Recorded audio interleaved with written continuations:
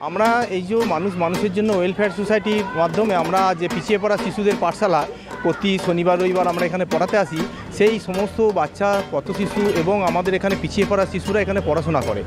এরা এই যে একটা শারদোৎসব, বিরাট বড় উৎসব, গোটা বাঙালিদের বড় উৎসব, এখানে এই সমস্ত শিশুদের হাতে আমরা এই সময় যদি একটা বস্ত্র দিতে পারি বা ওদের মায়েদের হাতেও যদি কোনো শাড়ি বা কোনো কিছু তুলে দিতে পারি, এটা হচ্ছে একটা বড় ব্যাপার হবে। এবং আমরা চাইছি এই উদ্দেশ্য নিয়েই আমরা এই যে 6 তারিখ আগামী 6ই অক্টোবর সন্ধ্যেবেলা আমরা এখানে আমাদের এই যে অফিস প্রাঙ্গণে আমরা প্রত্যেকের হাতে জামা কাপড় এবং শাড়ি তুলে দেওয়ার একটা পরিকল্পনা নিয়েছি এবং এর জন্য বহু মানুষ এগিয়ে আসছেন।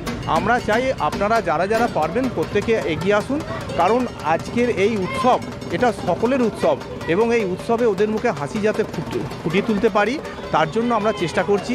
সারা বছরের পরে এই সময় আমরা ঈদে যেমন বস্ত্র বিতরণ করি, ঠিক তেমনই আমরা আজকে এই শারদোৎসবে ওদের হাতে বস্ত্র দিতে চাইছি। আপনারা যারা যারা দিতে চান আমাদের সঙ্গে যোগাযোগ করবেন এবং আমরা প্রত্যেকে ওদের হাতে এই বাচ্চা শিশুদের হাতে সরাসরি তুলে দেব।